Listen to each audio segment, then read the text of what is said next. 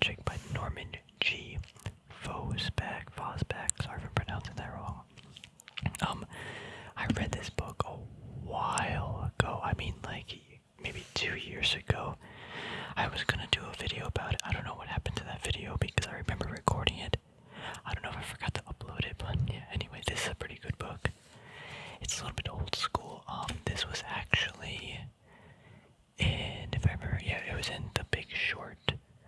It was a book on, oh my gosh, I forgot his name. The main dude's, like, bookshelf. That's actually how I found the book. I was looking up, yeah, I was just like, I don't know, I kind of wanted it. But yeah, it ended up being actually a really good book. Tons of good information. So we're gonna go through like the table of contents, look at some stuff I maybe highlighted, and just talk about that stuff. But yeah, as always though, I mean, if you do enjoy the book or you're looking for a good recommendation, this is probably one of, not the best obviously, but it's a really good educational book, to be honest, about the stock market.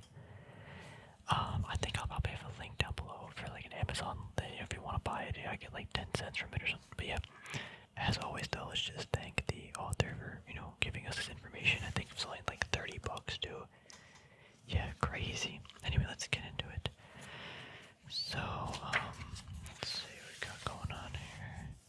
A sophisticated approach to profits on Wall Street. I think this is a very sophisticated book. So the first printing was in 1976, actually. You can see how many copies were sold and stuff, but yeah. So I highlighted the first introduction. Now, let's see why. Again, I don't remember. It took me a long time to read this. I even gave a little indent. That's important. I usually don't do that to books.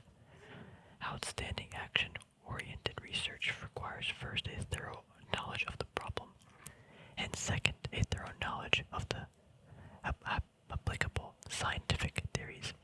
Weakness in practical knowledge of the problem leads to academic exercises. Weakness in knowledge of methods and theories leads to technically unsound work. Yeah.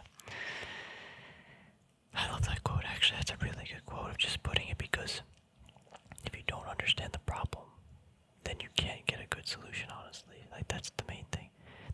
Asking a good question is better than, I guess, getting the right result or the right answer, because the right answer may not even be the question you were trying to answer, But yeah, it just kind of lays down kind of the groundwork of a lot of, I guess, how I take onto the market almost, in a sense. Like, I try to ask a lot of good questions and make sure that I kind of forgot what I was talking about, but anyway, weakness and practical knowledge. That probably says economic weakness, knowledge, and method. Yeah, you gotta have good theories, good methods. They gotta be strong and be supported by something. But yeah, anyway, here is some of the table of contents. Let me zoom in a little bit for you guys so you can see a little easier. We have part 1, stock market indicators. Okay, actually, let me talk about this. So, this book is actually a lot about indicators, I guess, from my memory, but it's about fundamental indicators, which is really, I guess, interesting and useful because you hear a lot of people online like technical indicators and stuff, but the fundamental indicators actually play a pretty big role, and it's something I wasn't really aware of until this book.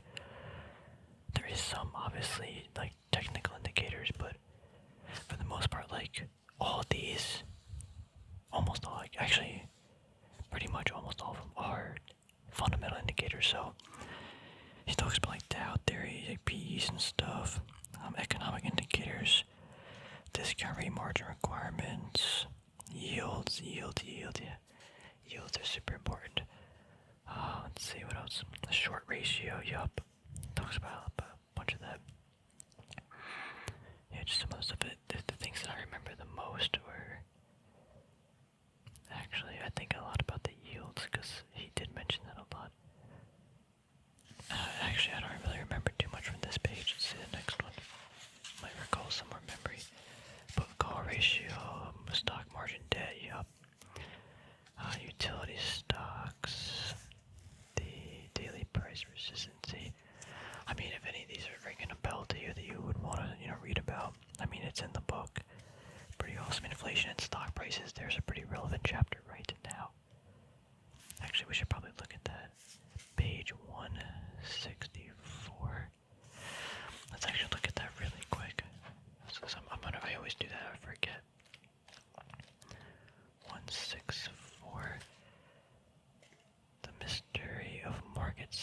cycles and periodically. I didn't highlight anything here. Wait, oh, my bad, it should be the one previously. Maybe. It's 168, oh no. 168, inflation and stock prices. So I didn't actually highlight anything here. Are common stocks really good hedge against inflation? The investors have been asking the question for decades. Yup. I should probably actually revisit this chapter. I don't want to do that right now in this video though, but did I highlight anything? Oh, I did. Increasing interest rates caused by increasing inflation are bearish for the stock market. Yup. Because alternative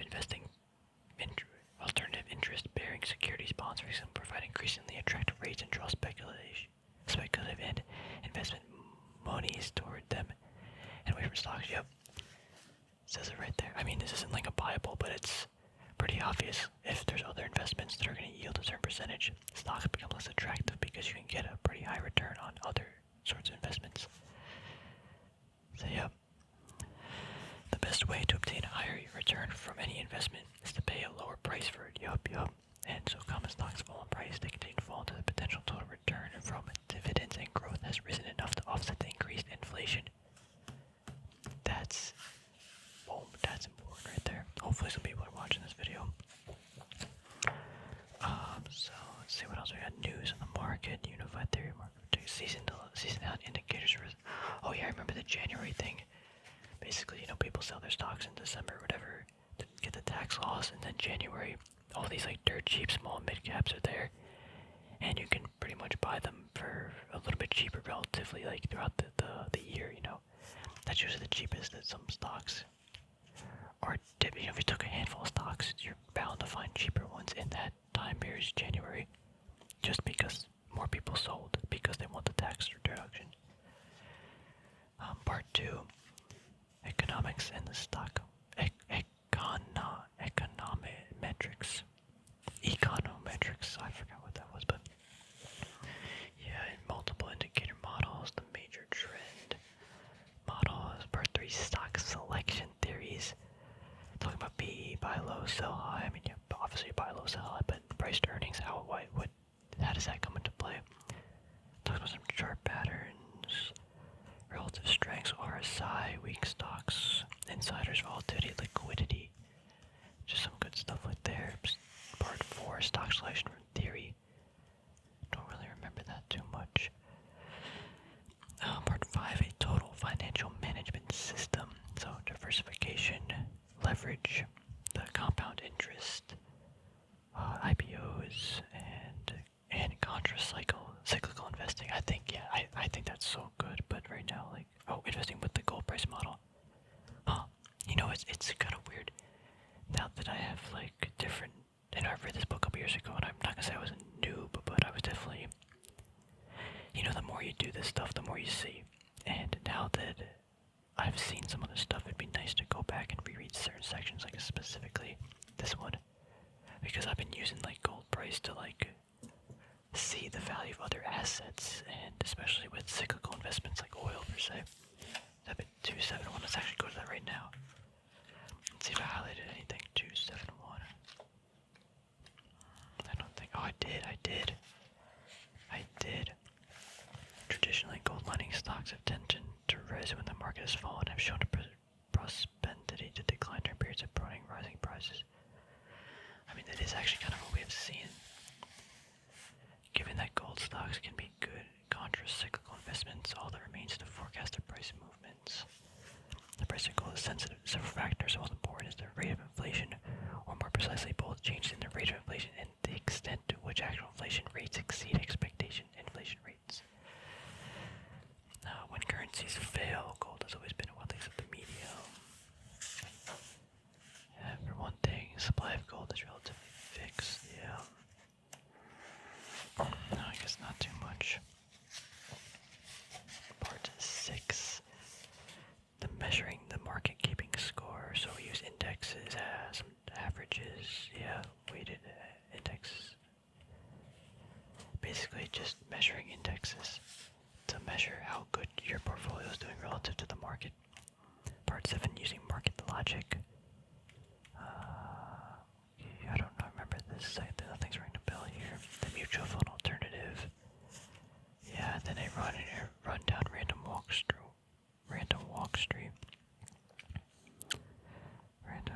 I guess just picking random stocks and it works. I don't know. But yeah, that's all the parts. I mean, there's a lot to this book, honestly, and I think it does a good job of explaining a lot of good stuff. Oh, even here he goes a little bit more into detail. I guess just really, really briefly discussing, like, each part. Here's part 5, you know. Oh yeah, I like this. Actually, I remember this. Game theory called the positive. Game theory called the stock market a positive sum game because in the long run the market rises, and in aggregate, all investors make money. But the money game does not yield uniform profits to all its participants. Instead, it dispenses large gains or losses to a relative handful of participants, leaving most players as small winners. There was a different quote I remember, though. I think it's in this book too. It has to be. It doesn't have to be, but it's like in the long run, it's a positive sum game. In the short run, it's a negative sum game. I guess the main reason is because of oh my gosh, what's it called? When you used to have to pay to trade a stock. I forgot what that was called, but that's not a thing now. But I think it's still like more like a zero sum game in the short term. Let's just see if I can like skip through anything really randomly and see what we can find. I mean, I went through this and highlighted a bunch of stuff because I thought I know a lot of it was kind of important, but let's actually go to here. He talks about diversification. For most investors, basic portfolio diversification should consist of holding between 20 and 40 stocks unrelated to one another. That's kind of a lot, especially if you don't have that much time to spend. 30 stock. Interesting. So this is actually the section I wanted to go to. Stock selection from theory to practice. I guess here selection indicators have been proven to be most profitable during bull markets are based on volatility, relative price strength, and insider trading. I could actually kind of disagree with that. I mean, I don't have the evidence to back it up, but I feel like there's some other better indicators. Maybe this isn't the first, the thing that I wanted. No, I want to go to P's, the price to earnings. Not that part, I wanted to go over here. Yep, 201. Check out 201. Let's see. I had to highlight something here. Did I not? Why would I not do that? I did not. What? Wow. Preferable to purchase stock with low PE. Is undervalued, blah blah blah, yep.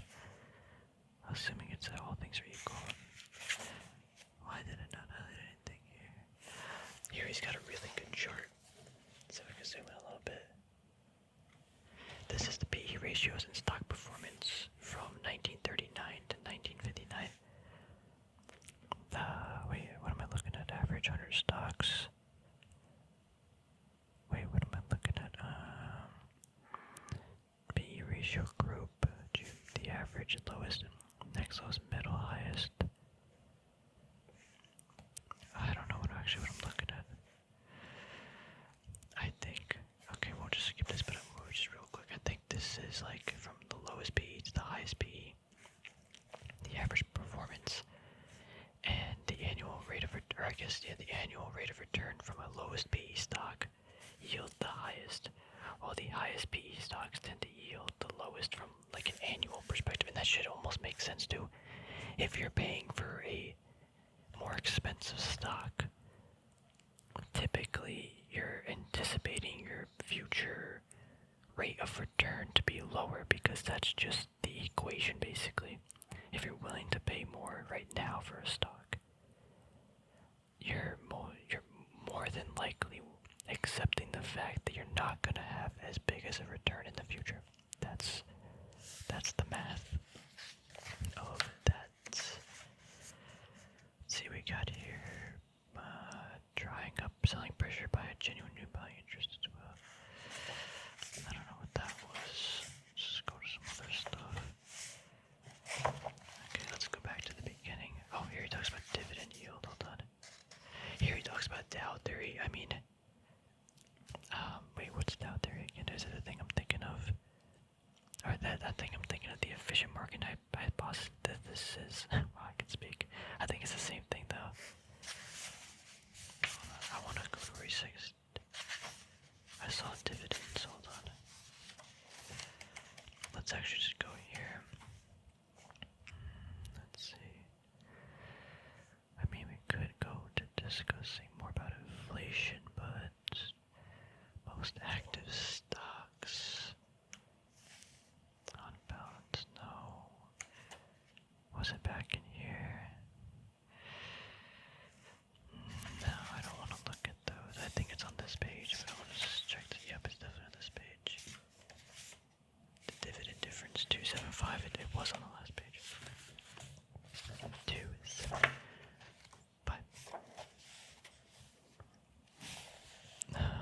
Just okay. Let's see. I just want to see if I highlighted anything first. I did not. This is actually a pretty good quote, really quick. A natural precondition to forecasting where the market is going is to know what and where the market is now. Like right now, I mean, if you look back a month or two ago, the market was like at all-time highs. It's been super extended from the trend line. It's almost more likely that we're going to see some downward momentum.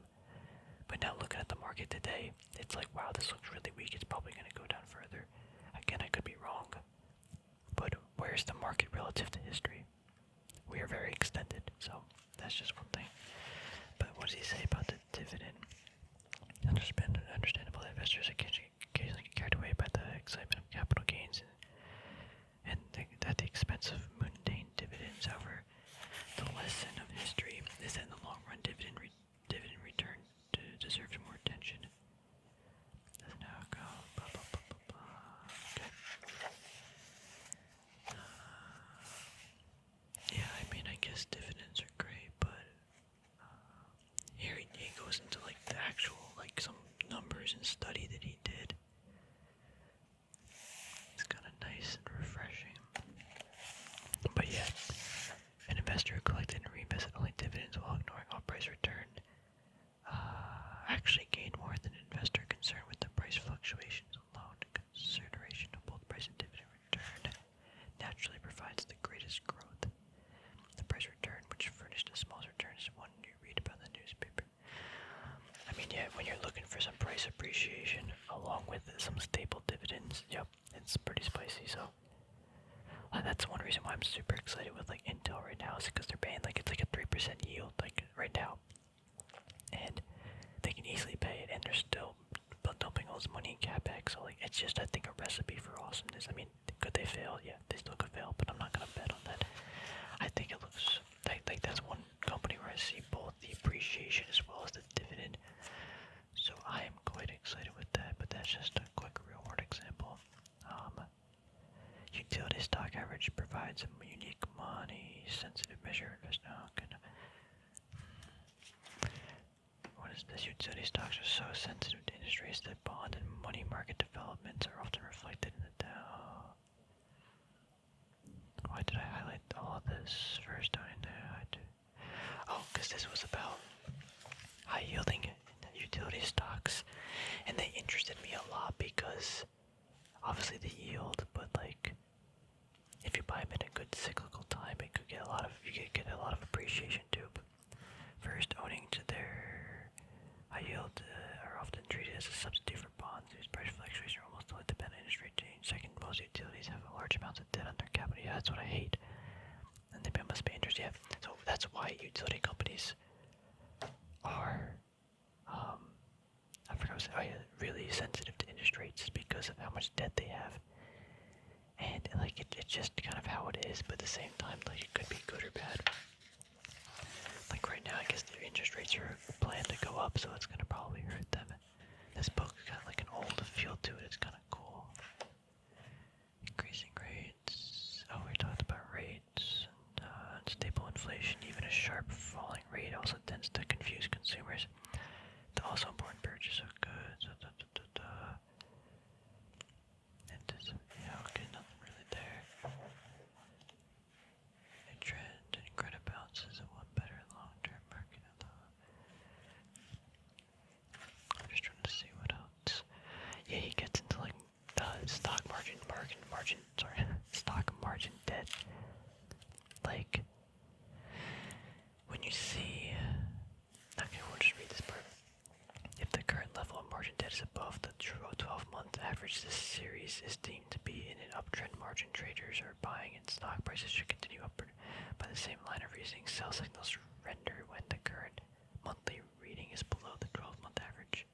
As evidence of stock liquidation by margin traders, a phenomenon usually spurs downward price.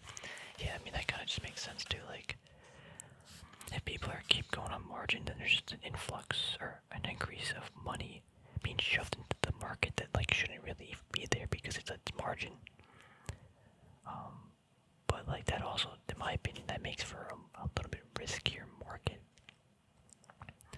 because there's margin, and so the volatility. I mean, it doesn't have to increase, but if things go bad, like, and people start getting margin calls and stuff, like that's just not like that good. I mean, we kind of saw what happened during Corona, but I mean, even like the Viacom stock and even Discovery, like when they get hit with these like margin calls or whatever, they gotta liquidate, like because they're on so much leverage, they get like wiped out. So, I mean, it kind of depends, I guess, what you're looking at, but yeah, that's kind of a little bit out of my league. But when I see a lot of margin and or debt relative to like the market, or like a certain percentage of market, sorry, I can't talk, I'm tired.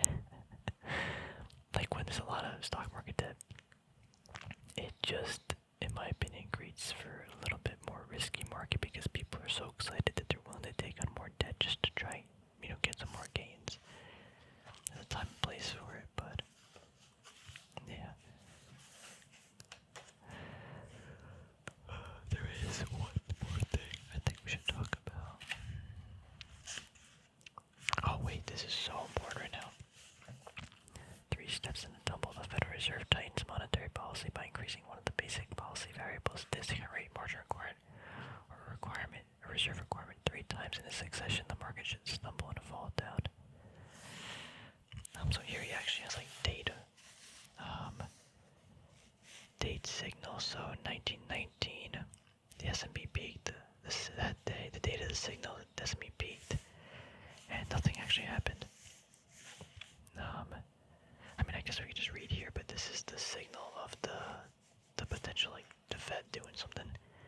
The S&P 500 peak, and then had the lagger lead.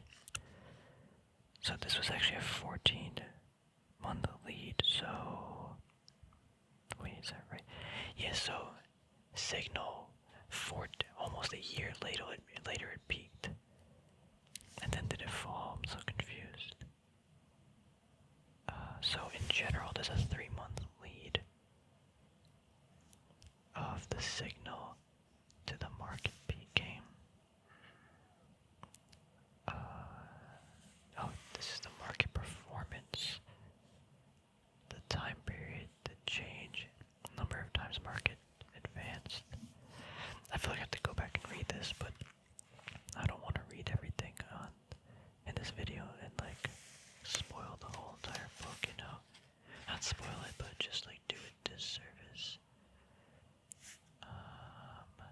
Then he talks about the contrary, though, 2 tumbles and a jump, like when they ease. So I mean, yeah, if they're going to tighten, the market usually goes to the downside. Obviously, if they ease, it usually goes to the upside.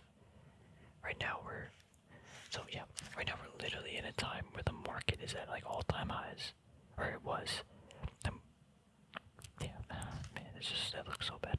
But they're going to tighten, and we're still super far off of our support trend line, like from a technical level. So I mean, everything's kind of lining up for me, but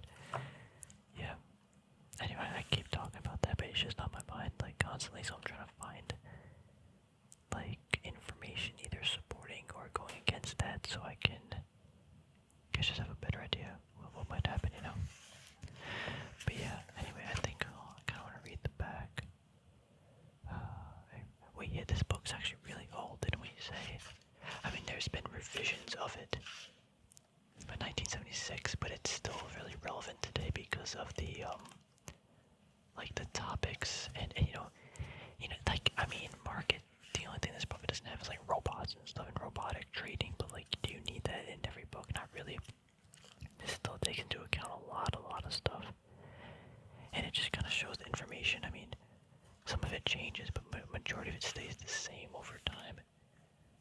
So, but yeah, pretty solid book. I love the feeling of this book for some reason. It just like it's kind of beat up though. I've been carrying it around some places and stuff, but like it's just so basic. I don't know. It's just some red book. Yeah, my camera's gonna hate this book because it's red and it doesn't know how to auto balance the color, temperature, or white balance correctly, so it just makes it red. About the author, probably should have read this in the beginning, but he heads the Institute of Econometric Research and is the editor of the following newsletters: Market Logic, Investor's Digest, New Issues, The Insider, and Income and Safety and Mutual Fund Forecaster, which are among the largest and most respected investment services in the world. He has been featured in every major financial publication, as is listed in the Who's Who in America. That is one dude. See in the back too. The best investment books ever written.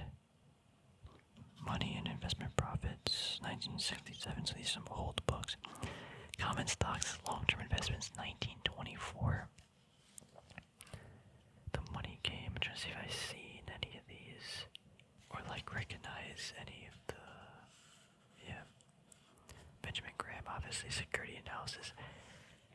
I mean, I've heard that one's great, but like, man, I feel like it's just too heavy of a read for like the average person to get through. Like, this is a book I feel like an average person could read. Not an average, I mean like a normal person. Like, you don't need to be some like, what's the word I'm looking for? Like researcher or an analyst just to like enjoy the book. Like, I feel like you could read this, pick some stuff up. Like, even like Intelligent Investor, I think it's a great book, obviously. But like, there's just so much to it. It's like, do I need all this information? I don't know. But yeah, it makes you sound smart, I guess. But it's interesting that this was almost written 100 years ago. Common Stocks, Long-Term Investments. But like, to me, the market like just existed like 100 years ago. Like the price data that I usually look at. Like, I don't really include anything before like the 1980s, but it's been around way, like, this person was saying common stocks long-term investment in 1924. Stocks have been around for a while, and to say like even like 20 years of like the market being in like, not 20, I guess from 2010 to now, 12 years of a market uptrend, like, in the grand scheme of things, it's not that long of a time. I mean, it's all relative to what, you think, but in my opinion, 12 years is not a long time for an investment. I think 30 to like 40 is like being like, okay, that's a pretty long time, but I don't know, I just like, when I think about someone investing 100 years ago for the long term, I feel like they only had like 20, 30 years of data, like, but they obviously had more, but like, how did they even did they look into a book to get all the data? Like, how are they visualizing the market, like, trends? I guess it was more fundamental research, and again, you're buying the companies, you're not really looking, maybe you're not like trading, I don't know. I read a book, The Reminiscence of a Stock Operator, I think it's by Jesse Livermore, I think. But yeah, he was trading in like the 60s, maybe 50s, I don't really remember exactly the date, but to me it looks a long time ago, and he was like doing some like newspaper trading basically. But like, from like a technical perspective, he would watch the prices like every day and try to get a gauge and feel for the market. I don't know how he did that. Like, it makes us, like, today with our technology, look so like easy now. Or like, we should have an easy time. I don't know, but yeah, different time, different world. But yeah, yeah, anyway, very solid book. Like, literally, it's solid. Like, it's pretty dense. But a sophisticated approach to profits on Wall Street, I think, is a good place for fundamental indicators and I guess just like little tips here and there. But like, I think it actually has a lot. Like with that, the what was I gonna say? Like even like beta volatility, whatever. I just went to this. Like, there's just so many things you probably should know in here that should be common knowledge that isn't really discussed elsewhere. But it's almost like you should already know about, if that makes sense. But yeah, there's some little gems in here. I picked up a lot of good stuff. Actually, some things that I still use today, like, you don't just read a book and throw the knowledge out the way. So I think it's a little long. Some sections are kind of a heavy read, and a lot of it maybe isn't applicable, but I think a good percentage of it actually is, so that's quite good. But yeah, anyway, Stock Market Logic by Norman G. Fosbeck, I think. Yeah. Hope you enjoyed the video. Thanks for watching. I'll try to read some more stock books, but I've been reading like so many reports. Like, I don't feel a need to read any more books about the stock market because I just would. The only thing that's gonna get me to like the next level, I guess. I mean, I'm not saying I'm a god. I'm smart. I'm just saying that like reading these books about the same regurgitated information by a different author like isn't gonna help. The thing that helps like you take the knowledge you learn here, you apply it. How do you do that? You read company reports, you read their annual reports, you read their SEC filings. I guess it's the same thing. You dive into the Form 4s or the Section 16s with the insider trading. You read a lot about the company and other companies, and you get a feel for that. But under having this stuff as the backbone in your tool belt, as tools you can do to compare the companies and understand it as a bigger picture, to me that's important. So there's no reason for me to just keep reading stock market books because it makes no sense.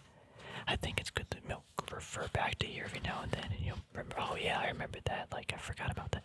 Like, that's important. But to sit down and read another book like this, it might take like 10, 15 hours, I don't really know. I could get through like 10 reports in that time, and I can know 10 companies more in-depthly, and then, yeah, it just, like, real world applicable right now, this information's important, and use that to make just decisions about where I'm going to